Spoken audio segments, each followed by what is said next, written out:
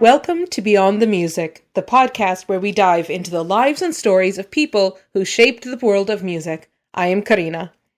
And I'm Lena. We're both classically trained singers, and this podcast is our chance to explore the fascinating intersections of music, history, and humanity. In our previous episode, we discussed music and childhood development, and today we will be exploring Beethoven. Yes, more specifically, everyone knows it. Everyone knows it's Beethoven. You know, we have a fun sticker for cars, and it's just a sticker not for cars, where you have the notes of da, and afterwards there's the text written, Bach.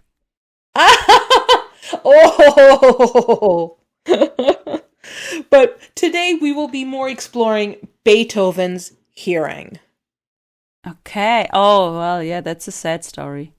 Mm-hmm. There is perhaps no story in music more paradoxical, more human, and more defiant than that of Ludwig van Beethoven, a composer who, at the height of his genius, began to lose the very sense upon which his art depended. How does a musician, one of the greatest who ever lived, continue to create when the world of sound begins to disappear? Today, we explore how Beethoven lost his hearing, how it reshaped his music, and how, against all odds, he transformed silence into something transcendent. Beethoven, born in December of 1770, was not born deaf. As a young man in Bonn, and later in Vienna, where he may have encountered Wolfgang Amadeus Mozart, possible, we're not sure, he was known not only as a composer, but as a brilliant pianist, fiery, improvisational, and unmatched in expressive power. In 1792, he moved permanently to Vienna to study with Joseph Haydn, marking the true beginning of his professional career. Throughout the 1790s, Beethoven rose quickly to fame. His early works, such as the Piano Sonatas Opus 2 and the Pathétique Sonata, reveal both classical elegance and flashes of the dramatic intensity that would define his voice. But around the age of 26, between 1796 and 1798, something began to change. At first it was subtle, a slight ringing in the ears, what we now call tinnitus, difficulty hearing high frequencies, conversations becoming harder to follow, especially in loud, crowded rooms. Imagine being a musician and noticing that the world is starting to sound distant. By his early 30s, the condition had worsened significantly. Beethoven described buzzing, roaring, and an increasing inability to hear speech clearly. Social situations became exhausting and deeply isolating. The cause of his hearing loss remains uncertain. Several theories have been proposed, each offering a different window into what he may have endured. Lead poisoning, possibly from contaminated wine, can damage the nervous system, affecting both hearing and cognitive function over time. Another option could be a viral infection, could have attacked the inner ear, leading to inflammation and permanent damage to the delicate structures responsible for transmitting sound. Another option, it could be autoimmune disease, where the body mistakenly attacks its own tissues. This may have caused progressive inner ear damage, resulting in fluctuating or steadily worsening hearing loss. The last option could be otosclerosis, a condition affecting the tiny bones in the middle ear. Over time, these bones stiffen and lose their ability to vibrate properly, making it increasingly difficult for sound to be conducted to the inner ear. But whatever the cause, the result was devastating. By 1801, Beethoven was privately admitting his condition in letters. In 1802, while staying in Heiligenstadt, his despair reached its peak. There he wrote the Heiligenstadt Testament, a deeply personal document in which he confessed his suffering and even contemplated ending his life. Quote, "How could I possibly admit an infirmity in the one sense which ought to be more perfect in me than in others?" And yet, in that same document, something remarkable happens. He chooses to go on living. Why? Because he still has music within him. As Beethoven's hearing deteriorated, his relationship with sound changed, but it did not disappear. Instead, it moved inward. What followed is often called his heroic period. He began to rely less on what he could physically hear and more on what he could imagine. Beethoven possessed an extraordinary inner ear, the ability to conceive entire works entirely in his mind. He filled sketchbooks obsessively with fragments, revisions, and fully formed ideas. Between 1803 and 1804, he composed the groundbreaking Symphony No. 3, the Eroica, originally dedicated to Napoleon, but Beethoven famously tore up the dedication when Napoleon declared himself emperor. This work marked a turning point, larger in scale, deeper in emotion, and revolutionary in form. Between 1804 and 1808, despite worsening hearing, Beethoven produced an astonishing series of masterpieces: Symphony No. 6, the Pastorelle, Piano Concerto No. 5, the Violin Concerto, and perhaps most iconic of all, da da da da, Da, da, da, da. Symphony No. 5. These four notes, arguably the most famous in Western music, are often interpreted as fate knocking at the door. This is not music of resignation.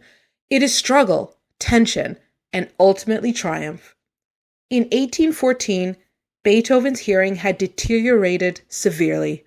His final public piano performance took place around this time.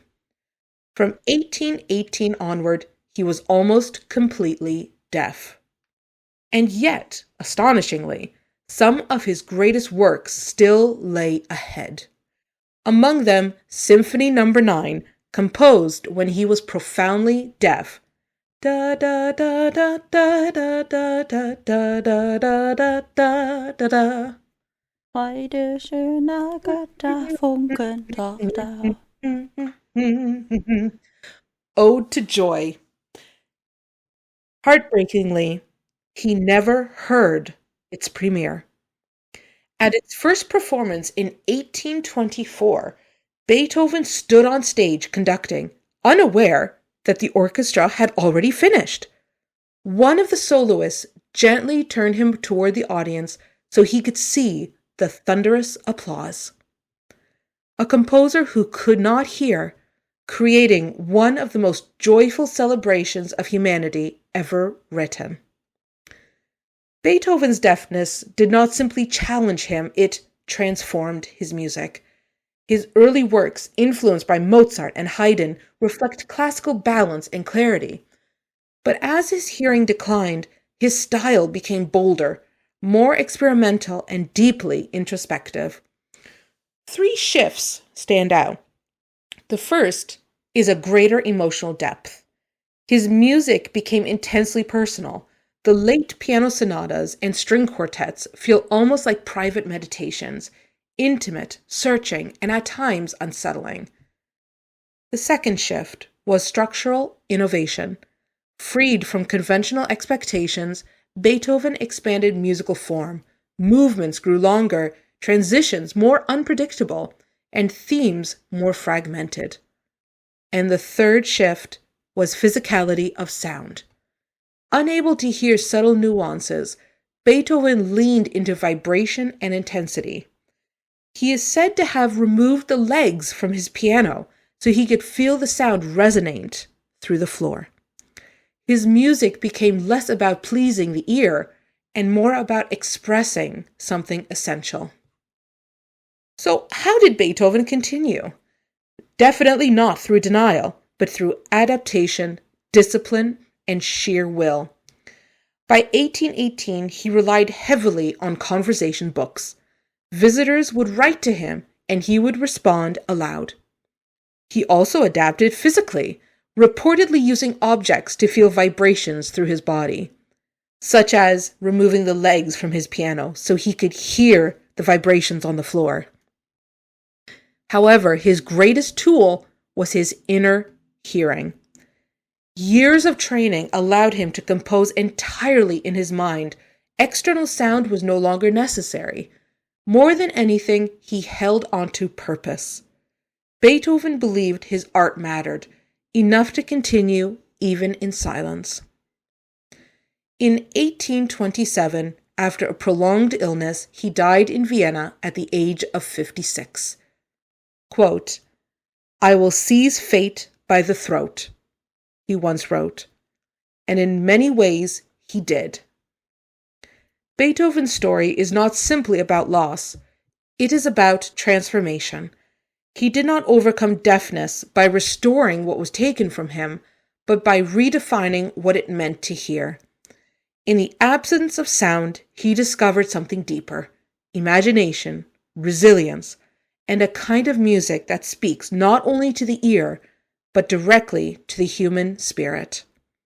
In the end, Beethoven did not need to hear the world. He taught the world how to listen.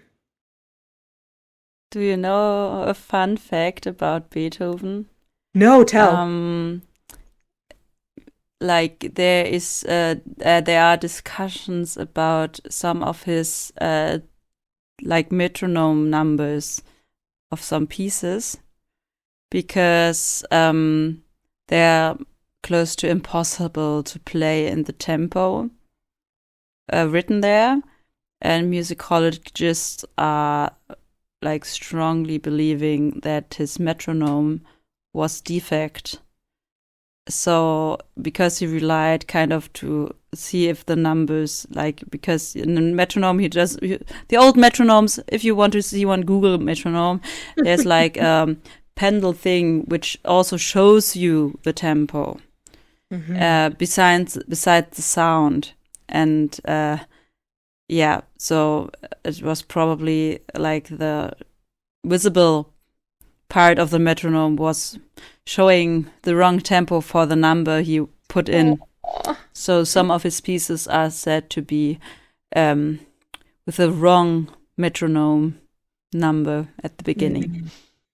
I also read somewhere that he even used a stick or a piece of wood, and when he was conducting, he would actually put the stick behind in between his teeth, and the other end of the stick would actually be inside the piano, so he could feel the vibrations of the piano while he was conducting. Quite fascinating. Well, I hope you enjoyed learning about Beethoven's hearing and as much as we did. If you like this episode, don't forget to subscribe and leave a review. Next time, we'll delve into another fascinating chapter of music history. Until then, keep listening and discovering the stories beyond the music. See you next time.